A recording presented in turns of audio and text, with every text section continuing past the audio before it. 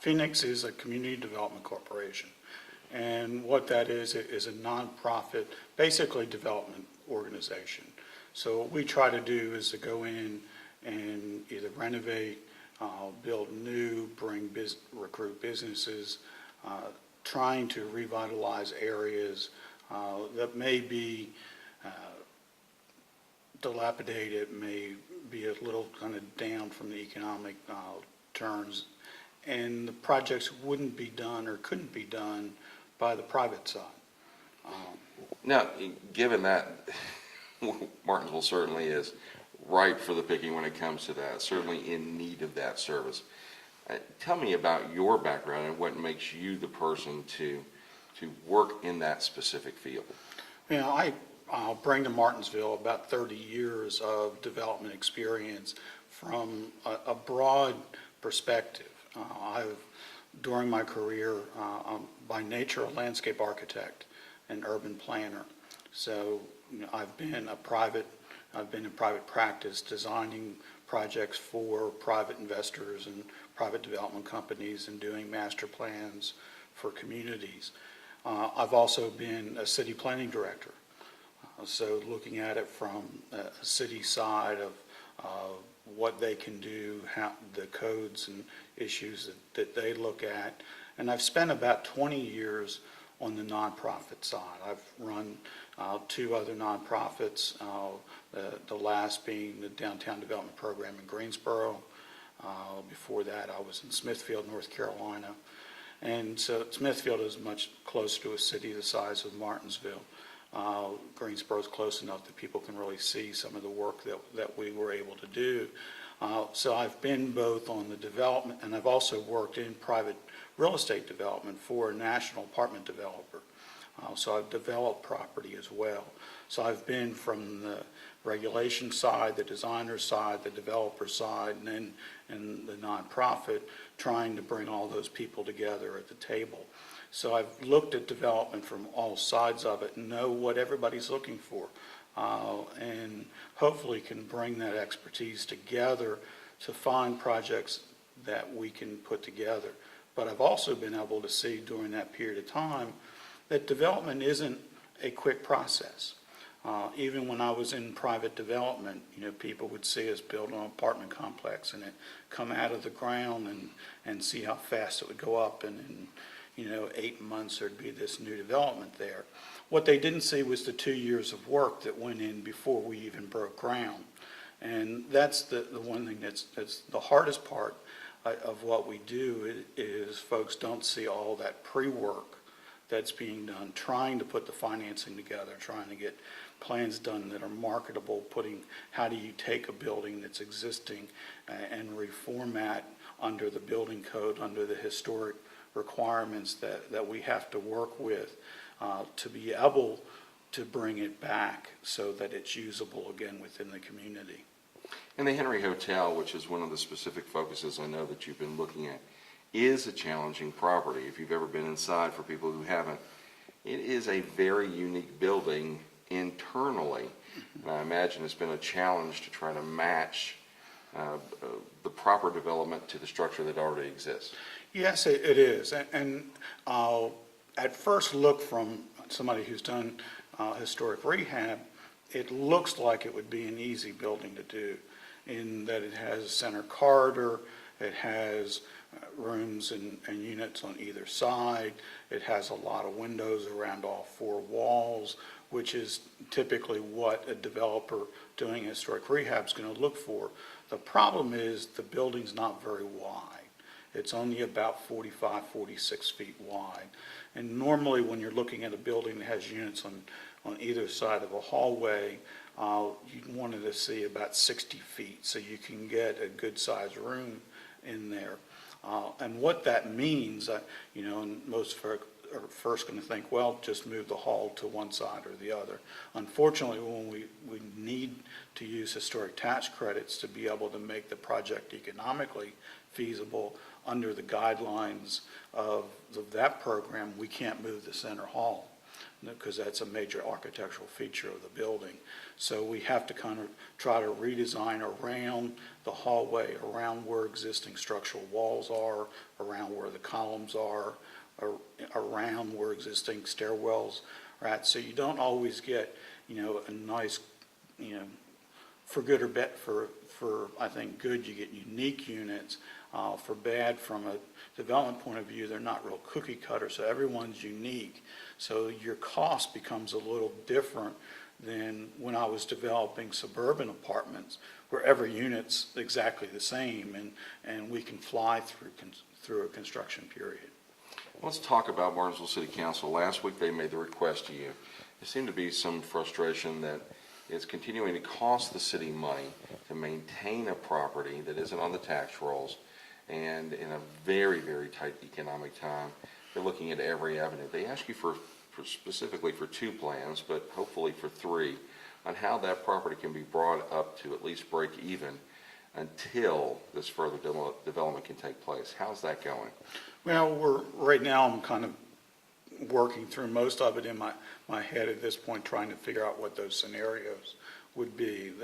The main issue we have with the building is the time for us to be able to start construction and rehab. We have plans completed for the building. We know how much it'll cost. We've done environmental analysis and architectural analysis and structural analysis and all those things that you would want to do.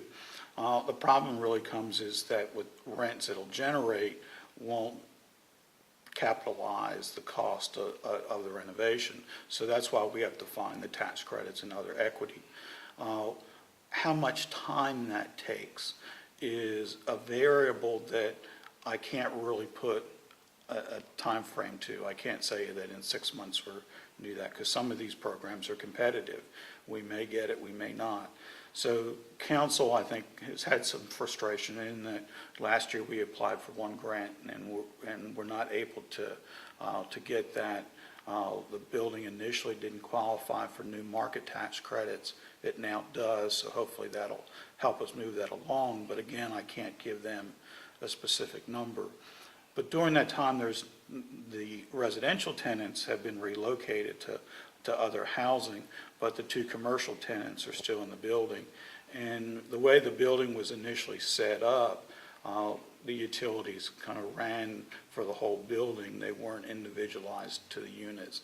So the cost of supplying heat and electric and water to the tenants doesn't justify the rents that they're paying now, because they were originally amortized over the cost of all the residential units. So that's one of the things that we're looking at. We don't want to force tenants out when they're in the space, but at some point in time, that when we start renovation, they will have to move. We'll have to relocate them at that point in time. So, it's a matter of looking at is when that time is. Is there some other ways that we can work the utilities and temporarily save that time until we can give them a hard date? Is there something else we can put into some spaces in the building to generate some more rent? I don't know. The other is looking, is there, Phoenix has been the only ones really looking at the building. One of the things that we've said all along is our main goal is to see the building renovated. If that's renovated by Phoenix or if that's renovated by ABC Development Corporation, either one's fine with us. So if there's a private developer who has an interest in it, we're going to start looking around and trying to see if we can find one. There may also be a possibility, and one of the consultants that we're using, who's in the world of tax credits, has recommended a joint venture that we look at doing the building with a private developer to kind of ease that burden a little bit. So we're I'm going to start meeting and do have some meetings coming up with some private developers to see if they'd be interested, one, in doing the project themselves or doing a joint venture.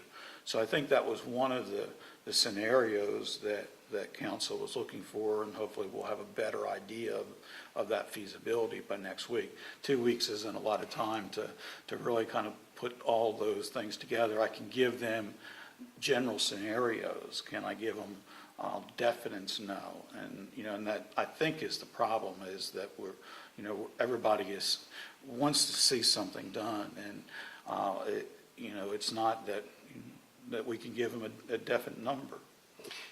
In looking at Uptown as a whole, compared with some communities in North Carolina, and even in Virginia, when we go to South Boston, or we go perhaps even to Salisbury, North Carolina, you've just seen a complete reemergence of the downtown as a center, as a place where everyone seems to go back on a Friday, Saturday, or Sunday on a regular basis. Is that vision realistic for Martinsville? And if so, are we talking 5, 10, or 15 years before we could see that truly become a hub again? Well, that vision is achievable, and of those towns, I'm most familiar with Salisbury. I've been, one of my best friends is their downtown manager. I've spent a lot of time in the community over the years. The one thing we need to remember is Salisbury started their downtown program in 1980. So that program's 32 years old, and they had a few successes. My first time there was in, I think, 1985. They had 3 or 4 buildings renovated, and we're looking at a couple of others. There were empty shells that were there at that time from where some fires had burned out. They've been filled up. Their one old hotel building, they're trying to figure out a way to renovate that themselves right now. So they've had a lot of successes, but they're still working and still going on with it. And here you look at Downtown Roanoke Incorporated. Downtown Roanoke Incorporated, I think, is 60-some years old. So it has to be looked at it as a long-term program. It's not a project. It's not something you do 1 or 2 buildings and everything's revitalized. It's a long-going thing. A lot of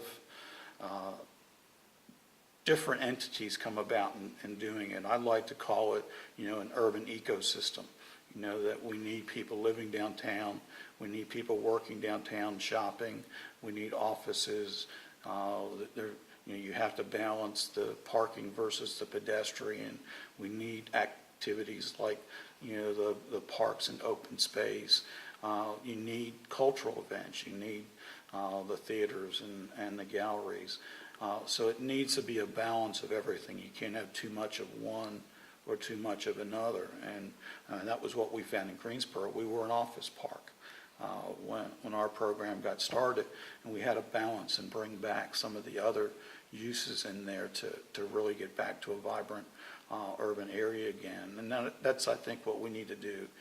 We're keying on education as that anchor that we can build off of, but then we're going to have to, we don't want it just to be just education. We want those residents. We want retail. We want restaurants.